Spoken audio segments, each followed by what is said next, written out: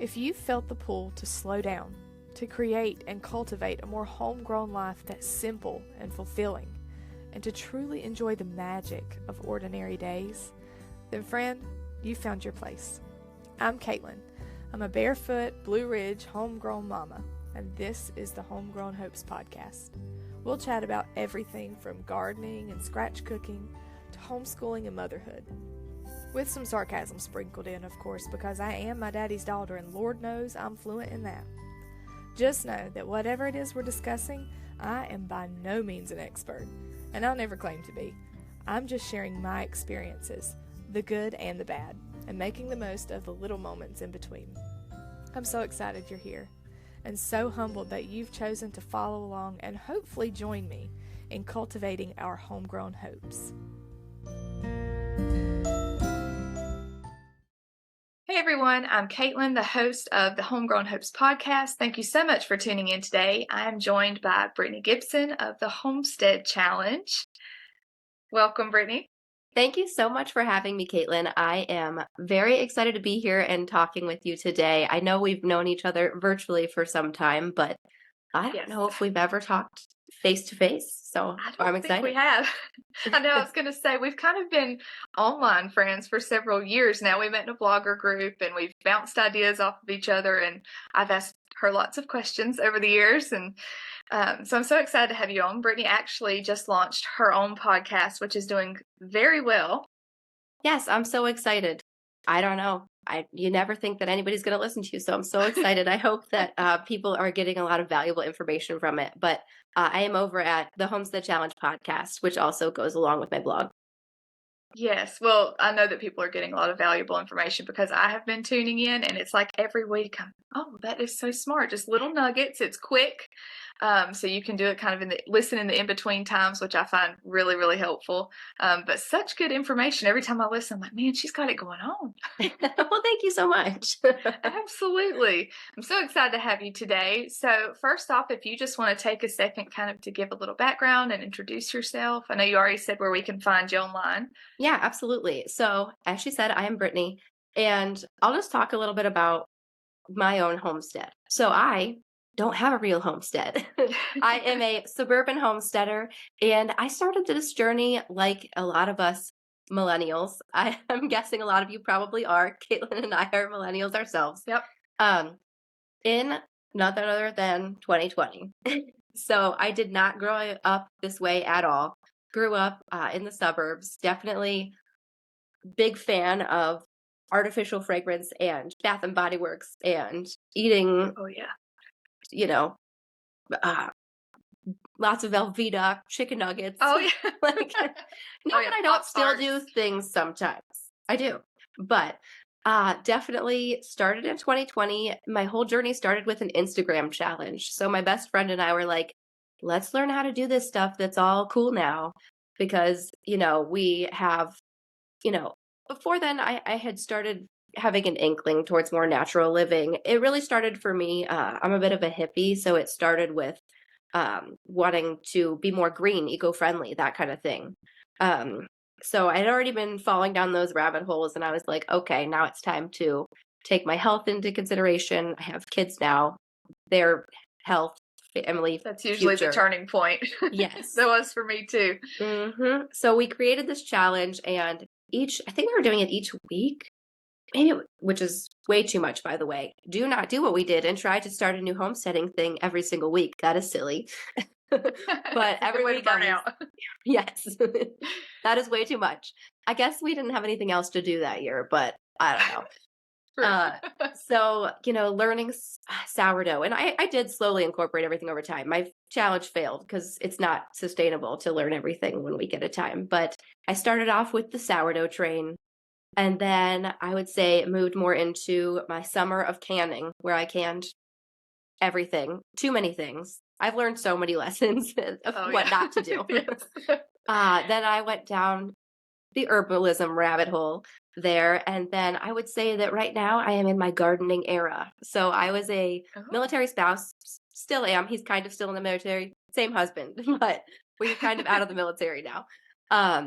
So I have my own house for the first time. So I really utilize those years as what Jessica Sowards from Roots and I know Refuge exactly always what you're says, gonna say. turn I your love waiting this saying room so much. into a classroom. So I used that time living in my rental houses as a classroom. And I'm really hoping that now that I am in my potentially forever home in the suburbs, that I am going to be not making as many mistakes as I would have. But I am sure that my garden for the first year ever is going to be, there's going to be a lot of fails. And that's okay. Oh yeah. Oh yeah. It's inevitable, but that's how we learn. That's how Yes. well, that is such a good background. I think probably a lot of people listening, this journey started that year. It was the year that we were all like, oh, well, we've got to figure something out here. Lots of new hobbies. And you kind of started with the gateway homesteading thing, the sourdough. Oh yeah, that's absolutely the gateway thing for everybody. Side note, I know today we're going to talk a lot about gardening, but I've learned that like I love making sourdough, but you don't have to do that to homestead like at all. Yeast bread is cool. Totally It's fine. delicious. Also, Yeah. like how much bread are you consuming right now and do you need to replace it with that or not? Like just decide on that because my Right. kids are in a stage of not eating a lot right now. So if I bake a sourdough loaf, like me and my husband have to eat the whole thing, which is great. Like I love eating that much bread, but like, Yeah. don't think that you have Is it to necessary? yeah, be baking every single day is all I'm saying. True. Well, that kind of leads me into my next question for you. Are there any sort of like homesteader rules or limiting beliefs that you had for yourself when you started this journey, or maybe that you still have them now as you're going along? Yeah. So sorry if you can hear in the background, my little one is crying. He's gonna go back to Oh, sleep. It's the trend right now with him changing his nap schedule. He's actually not that little, but he'll go back down in a second. So I hope you can't hear it. I can't hear a thing. So, and that's life. Here we are. Yes, That's the beauty of this. mom life. But I promise I'm not neglecting him. He's just this is the trend. But anyway, so I think that a limiting belief for a lot of people is that you cannot possibly grow all of your own food living in the suburbs, which I definitely want to say is not true because you don't actually need that much space to be able to do it. And there are many people on the internet that can teach you how to grow all of that food in your backyard if that is your desire. But here's the thing. This belief, do you actually want to? This is what has really changed my whole view of all sorts of homesteading is when starting out, I thought that I had to do all of this stuff. I thought that I had to garden. Like, if you're going to be a homestead gardener, then you have to grow it all. You couldn't That's one of possibly the go. boxes you have to check. You can't go to the grocery store. What?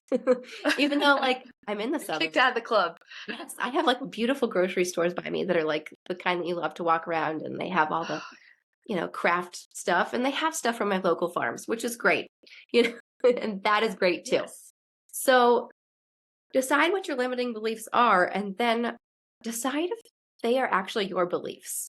So coming to this realization was just so important to me because even in my little rental home, I was growing things that I didn't actually want to eat. I'm like, oh, look at these beautiful Baker Creek weird tomatoes and like weird vegetables that like I don't eat on a regular basis.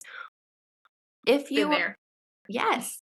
And those are totally fine to experiment with, especially if you have the space. So if you are on a real homestead, cool, like throw some in the dirt. That's great. But if you're trying to maximize your space living in a small space, then make sure that you're doing what you actually want to do and growing what you actually want to eat. Yes. My husband loves squash, like, the southern yellow crookneck squash. I don't love it. Yeah. Like 2 weeks into the summer and I don't want to see another squash. But that's one thing. Every year I end up planting way too much of it, taking up a whole raised bed. And I'm like, why did I do this? He can only eat like a squash a day. Why do I have all this?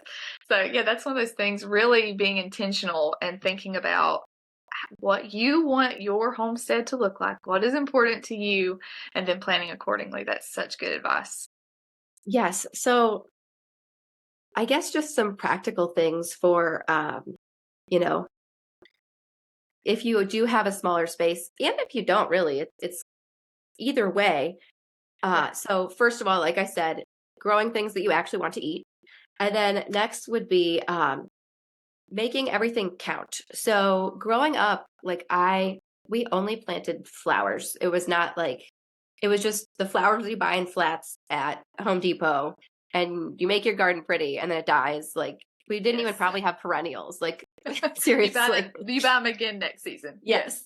So I like thinking about this and buying my own home. I was like, oh, I have to have all these flowers and all this different stuff. And then I got to thinking about it. I'm like, well, let's plant flowers that are working for me. I probably will plant some cut flowers just because that works for me, because I buy those. So I might as well grow my own. But also, like, think about all the pretty wildflowers. You don't necessarily have to buy just like the general wildflower seed packets. Know what you're growing. And maybe if you're interested this year in herbalism, then that could be something that you could start to utilize. So Absolutely. It's dual purpose, I think, is really important.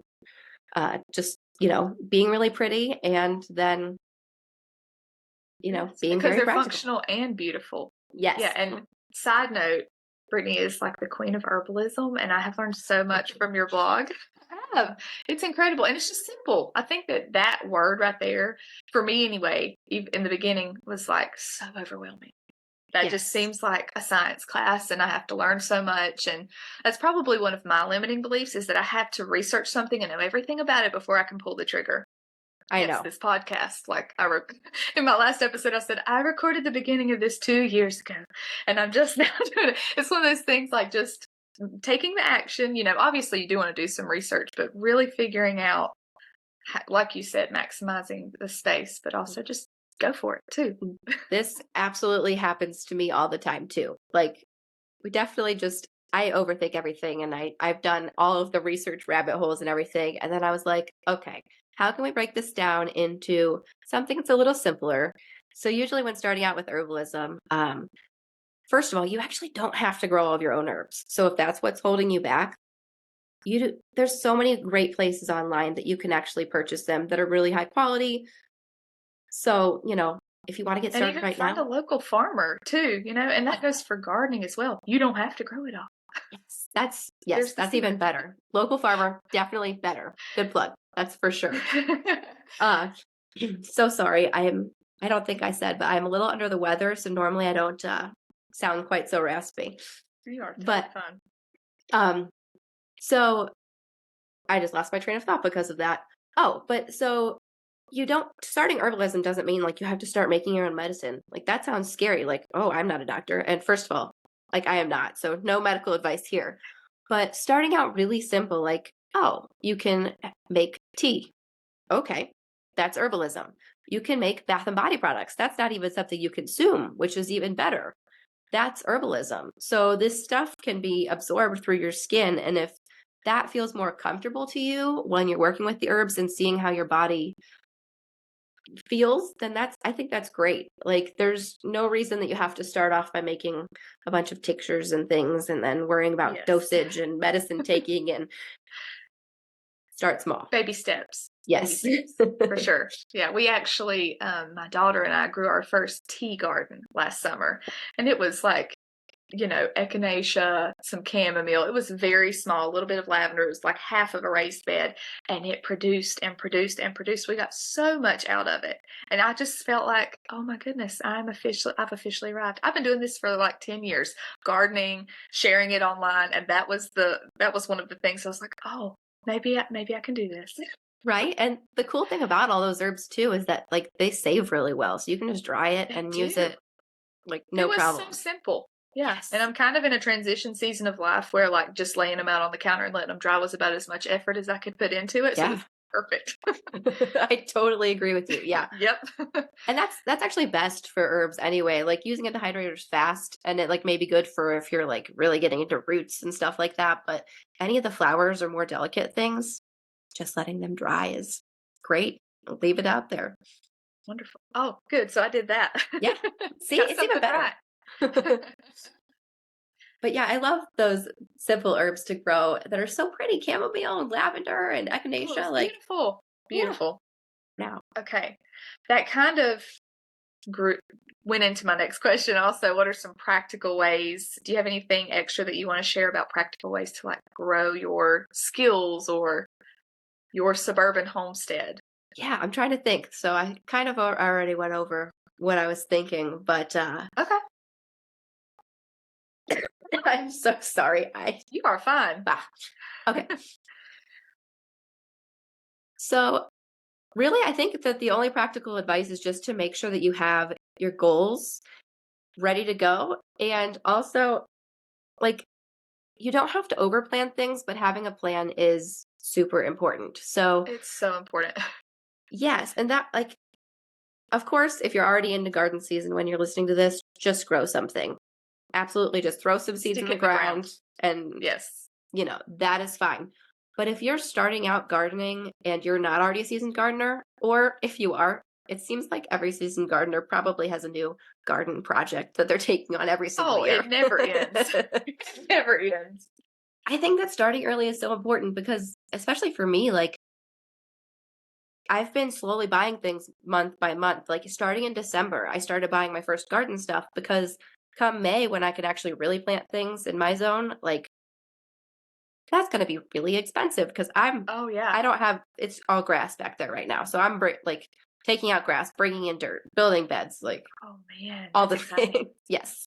How much space do you have? We live on a 1/4 acre, but I'm not doing the whole thing this year. I'm only doing like one, it's like an L in the back. So it's like basically half of my backyard. Not half, but like half of the outline of my backyard. Okay. So That's that's so all we're smart to start it early on because I've been there where I'm like, oh man, I'm not ready, and then I place a huge seed order or go Yes. to the greenhouse. I don't start a whole lot of seeds just because we have really, really limited indoor space right now and always have. We're in the process of building, and I, have all these dreams about grow racks and all the things, but we've never had space to really start seeds indoors. So I do a lot of like buying at the greenhouse starts or from a friend, but that gets expensive really fast. Yes. I It's actually, definitely not the economic way to do things. no, I've been buying my seeds, whether for direct sowing or starting, Black Friday. Always. Oh, There's that's like so smart. almost always a deal. And I'm like, if I'm going to spend my money, it might as well be on there. Right. It's one of those things where it's like, I'm not high maintenance. I do not have expensive handbags, but on Black Friday, I'm going to spend a chunk of change on some seeds Yep. and dirt. Yes. So this is my first year seed starting. So I did buy some seed starting stuff. So I bought like a bunch of, I had like a rack, but then I bought all of the different pots, and I did buy heat mats because I'm starting seeds. We're in Ohio, and I'm starting seeds on an outdoor porch. So it's Oh. covered in glass, but it's cold. So I Chilly. have to have the heat mats for sure. Otherwise, it might freeze. They might not turn out the best.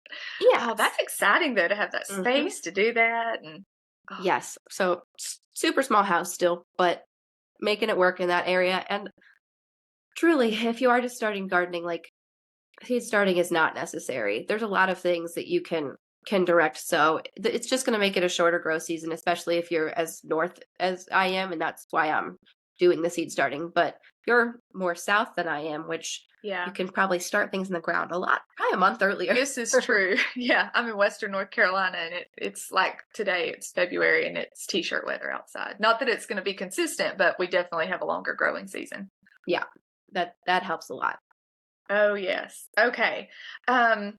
So where do you, when you're doing all of these things and growing your suburban homestead, where do you draw inspiration from? Because it's really easy for me anyway to like, I'll get to scrolling on Instagram and pretty soon I'm like, well, I haven't done anything with my life, and I get very overwhelmed. So how do you balance that? Where do you find inspiration? The Instagram overwhelm is so real. Let's just say that. But I would say, honestly, my favorite person, like we talked about before, is Jess at Roots and Refuge. Just She's so good. Get off Instagram, stop scrolling, and go over and watch her videos. They are so calming. They're packed full of information. And I feel like she is somebody that is just so much more realistic. Because seeing people on Instagram, first of all, you don't know what they're probably not doing all the things that you think they're doing. True. But this is very true. Yeah, second of all, so she's just, I don't know, her values seem to align very much with mine. So that's why I love her.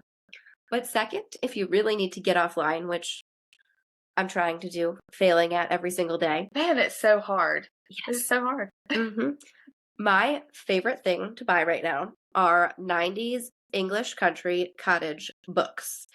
I am just like on thrift books a lot, and I just love to buy their coffee table books of all the old school. I look up like English country cottage. I'm trying to think of what else, like rustic garden, just like whatever I keep searching to find. Yeah. And I love that look, like with the winding paths, and flowers are planted with the vegetables, and it's just I like the very overgrown full garden bed look. So I know exactly what you're talking about. Yes, that's the aesthetic that I'm going for this year too. So in my backyard, it's not going to be a fully productive suburban homestead. Definitely growing things in rows and raised beds is going to be more productive if that's what you're looking for to actually grow food for your family for the whole year. I'm not. I want it to be romantic. Yes. So that's what I have. Like, people thought I was nuts because I drew it out and I left leaves like over the grass to try to kill the grass over the winter in the area where the bed was. We'll see if that worked or not. But just experimenting. Yeah. But I like drew the whole thing out. It's like really wavy, and then I plan on making a path, and people are like, "Why didn't you just?" I'm like, no straight lines. I want to wind through it with my coffee in the morning and hear the birds chirping. Yes. My friend does pottery, and she's making me a mug just for my garden, just for me to carry around through. So I'm very excited.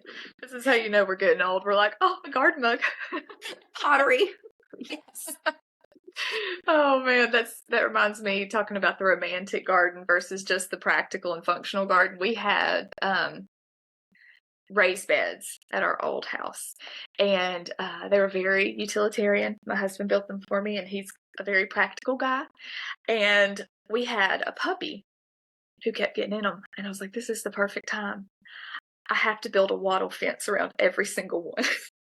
And that poor man was out here helping me cut branches and weave it. And he was like, I don't understand. We could have just, put up like a plastic fence. I was like, do you know how not beautiful that would be? Look at this. And it was one of my favorite things. It turned out, it didn't last. It lasted like 2 years. They rotted. We didn't get anything special, but it was beautiful. That's really cool. And it was functional for a little while. Yeah. Yes. Yeah. I always wondered about how those last. So they kind of disintegrate? I think if we had done a better wood, like been choosy. We have a ton of crepe myrtle trees. I'm looking out the window where it was, actually. We still have the property. But I'm here, we're looking where my raised beds used to be. We have crepe myrtle trees, like a ton of them, and we have to trim them every year. And they were just laying there, and I was like, by gosh, that looks like a wattle fence to me. So I think if we had been choosy and I had done my research like I should have, but it lasted like the time that it was needed. Exactly. It seems like if they're gone now, then who cares? And the crepe myrtles, I knew it was temporary. Yes. Those grow like crazy. When we lived in Alabama, we had those. So. Oh my gosh. Yeah. Yes. They just take over. Like you can stick a branch in the ground and it'll root. They are wild. They're beautiful, but yeah, that's what we had. And so that's what I used. Mm-hmm. Love it. Just use what you have on hand. Okay. One last question for you. If you could go back to yourself at the beginning of this homesteading journey, what piece of advice would you give yourself? I think we already hinted at it. Get off Instagram. Get off Instagram. Stop the comparison game. Yep. You got to get off Instagram. You got to reel it back in and decide, what are your goals? Like, is your goal health? Is it sustainability? Where's your comfort level? And how are you personally going to replace the things that you already consume from the store or whatnot? And just start with one thing at a time. So just be a little bit more practical about it, and don't get those big eyes and see all the things that you think you want to do when you find out later that you actually didn't need to do all those things or spend time researching all those things because you don't really want to do them. Yeah, you don't have to do every single thing just because that's what it looks like everyone's doing online. That's very true. I have canned so many things that I don't really want to eat. I have Same. Yeah. Same. I'm like, well, if that's what I got to do, and then it sits on the shelf. How practical is that? That makes no sense. Nope. I spent a lot of time doing that. I still have from my crazy canning summer, like 25 things of jam left. Yeah. Oh man, I know. I'm really gung ho at the beginning. Like I'm gonna preserve this, and then by the end, I'm like, here's another tomato to the chickens. I don't want to see another tomato. Oh man, but I think that's really solid advice. It can be very easy to see what it's supposed to look like, but it's yours. You have to make Yep. it your own. Exactly. Customize. Customize. Yes, that's so true. Well, thank you so much. This has been so fun chatting with you. Do you want to tell everybody again where they can find you, and maybe if you have any projects that you'd like to share? Or I know the podcast is a big project, or any resources that you want to share with them, because I think you have so much good information. Absolutely. Thank you so much. So, again, I am so grateful to be on here. So sorry for my voice today. And if I'm hacking at all, I really tried not to. So you can find me at thehomesteadchallenge.com, or wherever you're listening to this podcast now, you can just search the Homestead Challenge, and there I will be.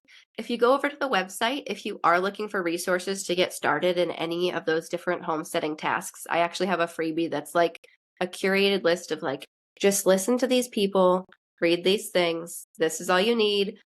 Put on your blinders. And it's a little very good. I was looking at it this morning, looking over your resources. I was like, yes, that's thank you. And I will have another project coming soon that's hopefully going to help streamline things a little bit more for people, but it's not ready to be released yet. So gotcha. Well, people will just have to go over to your page and subscribe so that they can stay in the know. Exactly. Well, thank you so much, yes. Caitlin. Yes, thank you so much. I hope you have a good day. Thanks.